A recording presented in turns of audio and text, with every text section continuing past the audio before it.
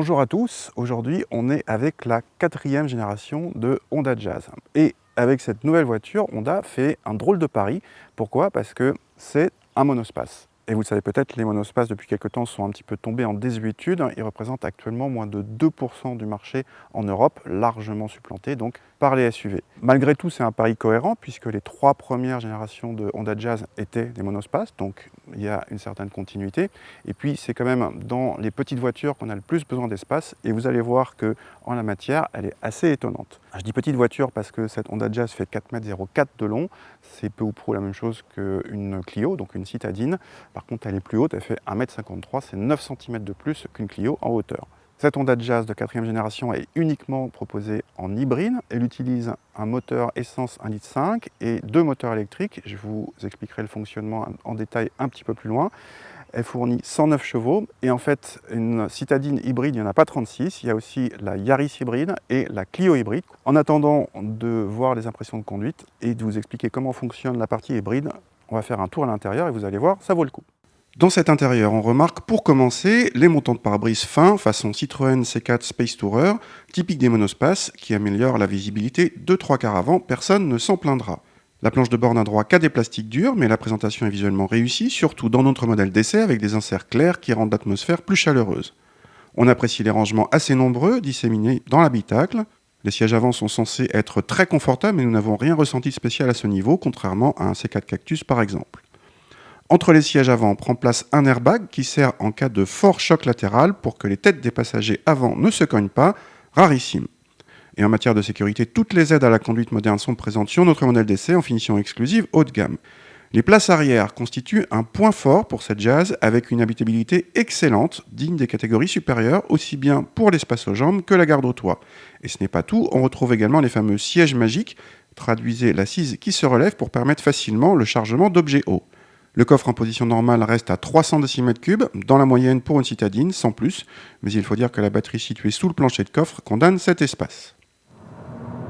Cette Honda Jazz est donc hybride, mais elle a un fonctionnement un petit peu particulier. En fait, c'est le même que celui du CR-V iMMD, donc pour ceux qui se souviennent, c'est presque exclusivement une voiture électrique. Et en fait, le moteur thermique sert de groupe électrogène pour alimenter en continu le moteur électrique. En fait, il y a 3 phases. Donc, soit la batterie est pleine, là vous êtes en mode 100% électrique. Vous pouvez rouler à l'électricité seule sur environ 2 km, guère plus. Soit vous êtes en mode hybride avec le moteur thermique qui fonctionne, qui produit l'électricité pour que le moteur électrique puisse tracter la voiture. Et à certaines vitesses, à peu près entre 80 et 120 km/h, sous certaines conditions de charge, le moteur thermique peut aussi entraîner directement les roues. Voilà, vous avez ces 3 modes de fonctionnement là. Là où c'est très très fort, c'est que on sent absolument pas les transitions entre ces 3 modes. C'est très doux.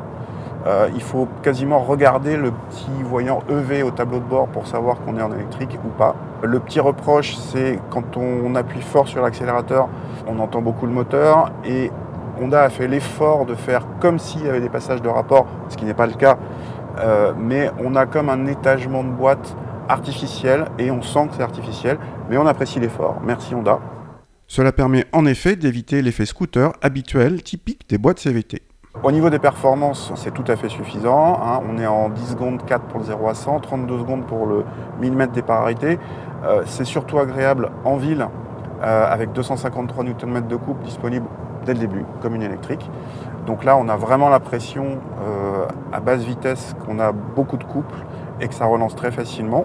Sinon, pour le reste, il y a une grande douceur d'utilisation. C'est une voiture qui est agréable, aussi bien pour son espace et son aménagement que à conduire pour son côté confort. Donc globalement, on aime bien cette nouvelle Honda Jazz.